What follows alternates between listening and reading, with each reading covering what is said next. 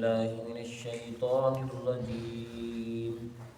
بسم الله الرحمن الرحيم. يا بني إسرائيل اذكروا نعمتي التي أنعمت عليكم وأني فضلتكم على العالمين.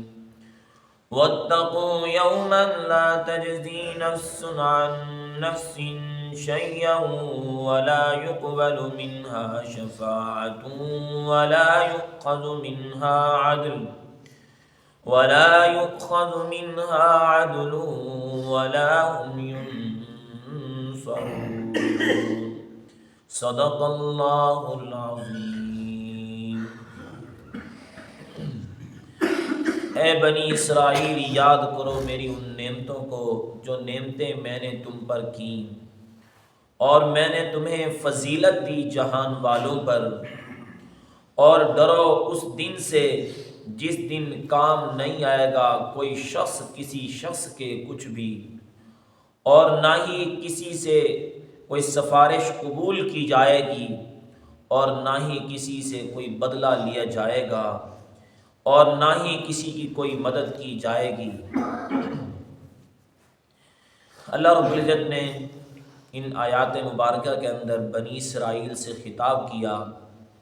جیسا کہ پچھلے رکوع کے اندر بھی اللہ رب العزت نے بنی اسرائیل سے خطاب کیا، اور اجمالی طور پہ وہاں پر ذکر تھا اس قوم کا کہ پہلے اللہ نے انہیں ایمان کی دعوت دی، پھر اعمال کی دعوت دی. یہاں پر بھی اللہ نے دوسرے رکوع کے اندر بنی اسرائیل سے خطاب کیا کہ یا بنی اسرائیل اذکروا نعمتی التی انعمت علیکم. اے بنی اسرائیل، میری نعمتوں کو یاد کرو جو میں نے تم پر کی ہیں. وَأَنِّي فَضَّلْتُكُمْ عَلَى الْعَالَمِينَ، اور میں نے تمہیں جہان والوں پر فضیلت دی ہے. اس سے پچھلی آیت میں جو فرمایا تھا، اللہ نے یہ فرمایا کہ یا بنی اسرائیل اذکروا نعمتی التی انعمت علیکم وَأَوْفُوا بِعَہْدِی أُوفِ بِعَہْدِکُم. اے بنی اسرائیل، تم میرے وعدے کو پورا کرو، میں تمہارے وعدے کو پورا کروں گا. اور یہاں پر فرمایا کہ وَأَنِّی فَضَّلْتُكُمْ عَلَى الْعَالَمِينَ، میں نے تمہیں جہان والوں پر فضیلت بخشی ہے. اللہ رب العزت نے باقی اقوام کی بنسبت بنی اسرائیل کو باقی قوموں پر اللہ نے بڑی فضیلت بخشی، کیونکہ بہت سارے انبیاء اس قوم کے اندر آئے، اور یہ قوم در حقیقت نبیوں کی اولاد میں سے. اور اسی طرح اللہ رب العزت نے جو انعامات کی بارش کی ہے، یہ بات امت محمدیہ کو چھوڑ کر ہم کریں گے، کیونکہ جو انعامات امت محمدیہ کے لیے یا جو فضیلتیں امت محمدیہ کے لیے ہیں وہ کسی اور قوم کے لیے نہیں ہو سکتی. یہاں پر جو فرمایا نا کہ وَأَنِّي فَضَّلْتُكُمْ عَلَى الْعَالَمِينَ، میں نے تمہیں جہان والوں پر فضیلت بخشی ہے، یہ ان کے اپنے وقت کے لحاظ سے مراد ہے. یہ مطلب نہیں کہ قیامت تک جتنے انسان آئیں گے سب پر تمہاری فضیلت ہے، اس کا یہ مطلب نہیں ہے. اور یہاں پر بنی اسرائیل سے مراد بھی در حقیقت مدینہ طیبہ کے جو موجود یہودی تھے ان کو خطاب کر کے ان کے آبا و اجداد کی بات کی ہے کہ تمہارے آبا و اجداد پر میں نے بڑی نعمتیں بھی کی اور ان کو جہان والوں پر فضیلت بھی بخشی، لہٰذا تم میری ان نعمتوں کو یاد کرو، اور جو میں نے تمہیں عزت دی ہے اس عزت کو یاد کرو. اس کا یہ مطلب ہرگز نہیں ہے کہ امت محمدیہ پر بھی تمہاری فضیلت ہے، کیونکہ امت محمدیہ تو ساری امتوں سے افضل ہے. اللہ نے یہ بات قرآن مجید کے اندر صاف لفظوں میں فرمائی ہے امت محمدیہ سے خطاب کر کے کہ کنتم خیر امت اخرجت للناس، کہ تم ساری امتوں سے بہترین امت ہو، لہٰذا تمہیں پیدا کیا گیا لوگوں کے فائدے کے لیے. اور اس نے اللہ نے ایک جگہ فرمایا وَكَذَلِكَ جَعَلْنَاكُمْ أُمَّةً وَسَطًا لِتَكُونُوا شُهَدَاءَ عَلَى النَّاسِ، کہ تمہیں معتدل امت بنایا، تمہیں لوگوں کے لیے گواہ بنایا. اور یہ امت محمدیہ قیامت والے دن انبیاء کے لیے بطور گواہ کے پیش کی جائے گی. تو یہود قوم کو جو فضیلت دی ہے وہ امت محمدیہ پر نہیں دی، بلکہ ان کے اپنے وقت کے لحاظ سے جو ان کی قوم کے لوگ تھے باقی قوموں پر فضیلت والے تھے، یہ مراد ہے. تو اللہ نے اسی نعمت کا اور اسی احسانات کا ذکر کیا کہ میں نے تم پر بڑی نعمتیں کی، فضیلت بخشی، لہٰذا میری نعمتوں کو یاد کرو۔ حضور علیہ السلام کے آنے سے پہلے یہ یہودی لوگ اس بات کے انتظار میں تھے جو آخری پیغمبر آئیں گے ہم ان پر ایمان لائیں گے، اور جو لوگ ہمارے مخالف ہیں ہم اس آخری پیغمبر کے ساتھ مل کر ان لوگوں سے جہاد لڑیں گے۔ یہ اس انتظار میں تھے۔ حضور علیہ السلام کے آنے کے بعد یہ لوگ مخالف ہو گئے، پہلے انتظار بھی کر رہے ہیں اور لوگوں سے یہ بھی کہہ رہے ہیں کہ جب آخری پیغمبر آئیں گے ہم ان کے ساتھ مل کر تمہارے خلاف جہاد لڑیں گے، لیکن حضور کے آنے کے بعد کیا ہو گئے بھائی؟ مخالف ہو گئے۔ کیا وجہ تھی؟ لکھا ہے وجہ یہ تھی کہ ان کی یہ خواہش تھی جو آخری پیغمبر آئے گا نا وہ ہم میں سے آئے گا، ہماری قوم سے آئے گا، لیکن اللہ نے آخری پیغمبر کو بھیج دیا عرب نسل سے، تو انہیں حسد ہوگی وہ آخری پیغمبر ہماری قوم سے کیوں نہیں آیا۔ اور نمبر 2 بات یہ ہے کہ حضور صلی اللہ علیہ وسلم کے آنے کے بعد اللہ نے جو فضیلت دی وہ سب پر حضور صلی اللہ علیہ وسلم کو اور حضور کے ماننے والوں کو دی۔ حضور کے آنے سے پہلے جو عزت تھی نا وہ اس یہود قوم کی تھی، اس بنی اسرائیل قوم کی تھی۔ ہر بندہ انہیں عزت کی نگاہ سے دیکھتا، اس لیے کہ یہ پڑھے لکھے لوگ سمجھے جاتے تھے، یہ اہل علم سمجھے جاتے تھے، یہ متقی پرہیزگار سمجھے جاتے تھے، تو ان کو ایک عزت ملی ہوئی تھی، اور اس حوالے سے لوگ ان کو مال و دولت بطور گفٹ اور تحفے کے بہت زیادہ دیا کرتے تھے۔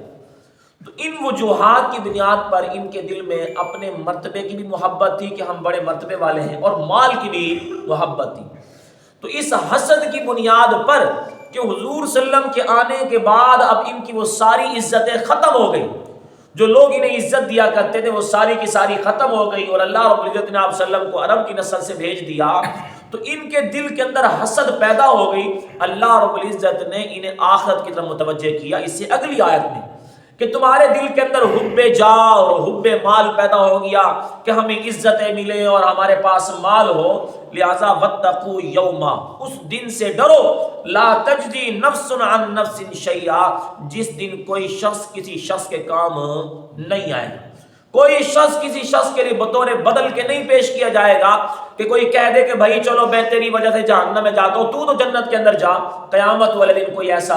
نہیں کرے گا۔ قرآن تو صاف لفظوں میں فرماتا ہے کہ اس وقت تو ماں باپ بھی اولاد کے لیے ایسا نہیں کریں گے، اولاد بھی ماں باپ کے لیے ایسا نہیں کرے گی، خاوند بیوی کے لیے نہیں کرے گا، بیوی خاوند کے لیے نہیں کرے گی، ماں بیٹی کے لیے نہیں کرے گی، بیٹی باپ کے لیے نہیں کرے گی، لہذا کوئی کسی کے لیے اس وقت بدل کے طور پر پیش نہیں کیا جائے گا۔ تو اس لیے اللہ نے اس دن کی طرف متوجہ کیا، اے بنی اسرائیل اس دن کو یاد کرو، اپنی دنیا کی محبتیں اور مال کی محبتیں سامنے نہ رکھو کہ ہمیں بڑا پروٹوکول ملا ہوا ہے، مال ملا ہوا ہے، اس چیز کو چھوڑو اور آخرت کے بارے میں ذرا متوجہ ہو جاؤ، اس لیے کہ وَلَا يُقْبَلُ مِنْهَا شَفَاعَةٌ،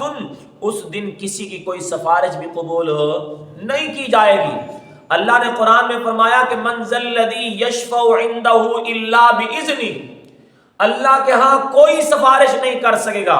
اگر کرے گا تو وہ کرے گا جس کو رب آرڈر کرے گا، جس کو اللہ حکم کرے گا، اللہ کی اجازت ہوگی تو وہ سفارش کر سکے گا، وگرنہ کوئی یہ کہے دنیا کے اندر کہ بھائی پریشان نہ ہو میں قیامت میں تمہاری سفارش کروں گا، جیسا کہ روایات میں آتا ہے کہ یہ بڑے بڑے لوگ، دنیا دار لوگ، لوگوں کو ورغلانے کے لیے یہی کہا کرتے تھے بھائی پریشان نہ ہو، پہلے تو قیامت کے بعد ہم نے دوبارہ زندہ ہونا نہیں ہے، اگر چلو مسلمانوں کے کہنے کے مطابق زندہ ہو بھی گئے نا ہم تمہاری جان چھڑوا لیں گے، ہم تمہاری جو ہے نا جان بخشی کروا لیں گے۔ تو اللہ یہاں پر فرما رہے ہیں وَلَا يُقْبَلُ مِنْهَا شَفَاعَةٌ، قیامت والے دن کسی کی کوئی سفارش قبول نہیں کی جائے گی۔ اللہ کے سامنے تو کسی کے بولنے کی بھی جرت نہیں ہوگی۔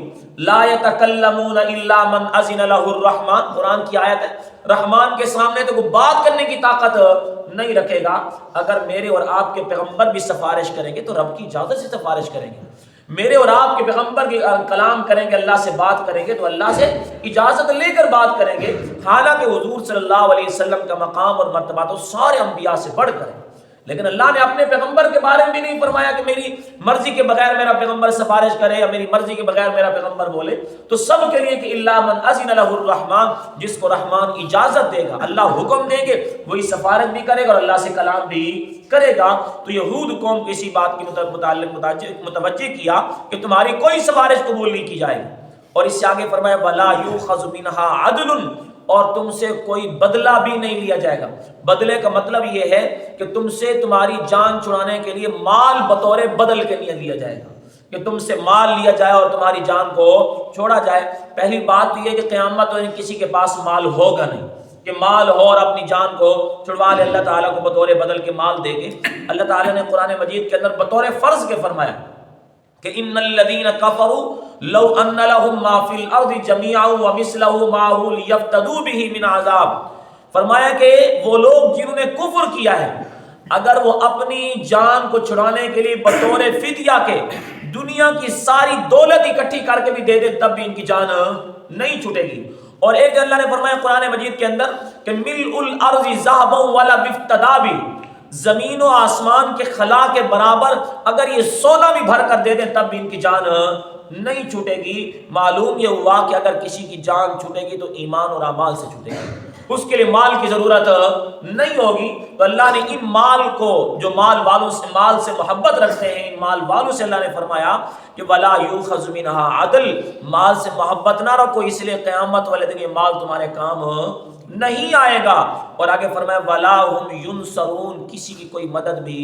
نہیں کرے گا کہ مدد کر کے اس کی جان بخشی ہو جائے۔ لہذا جس کے لیے اللہ کی رحمت ہوگی وہ تو جنت میں جائے گا، جس کے اللہ کی رحمت نہیں ہوگی وہ بھی جنت میں نہیں جائے گا۔ اس لیے حدیث میں آتے ہیں ہمیں اپنے اعمال پر بھروسہ نہیں کرنا چاہیے کہ ہمارے پاس اعمال ہیں، ہم 5 وقت کے نمازی ہیں، ہم قرآن کی تلاوت کثرت سے کرتے ہیں، ہم نوافل پڑھتے ہیں، ہم تہجد پڑھتے ہیں، لہٰذا ہمارے پاس بڑے اعمال ہیں، ہم جنت میں چلے جائیں گے۔ نہیں میرے بھائیوں، کوئی بندہ اعمال کی بنیاد پر بھی جنت میں نہیں جائے گا، اگر کوئی جائے گا تو اللہ کی رحمت کی بنیاد پر جنت میں جائے گا۔ اور یہ بات تو حضور صلی اللہ علیہ وسلم سے صحابہ نے کی تھی، یا رسول اللہ کیا آپ بھی اللہ کی رحمت کے ساتھ جائیں گے؟ حضور نے فرمایا اگر میں بھی جنت میں جا رہا ہوں گا تو اللہ کی رحمت سے جا رہا ہوگا۔ تو لہٰذا اس وقت اگر کسی کے لیے بخشش کا اعلان ہوگا، اگر کسی کے لیے جنت کا فیصلہ ہوگا تو رب کی رحمت کے ساتھ ہوگا، نہ مال دیا جائے گا، نہ کوئی کسی کے بدلے میں آئے گا، اور نہ کوئی کسی کی سفارش کر سکے گا، اور نہ کوئی کسی کی مدد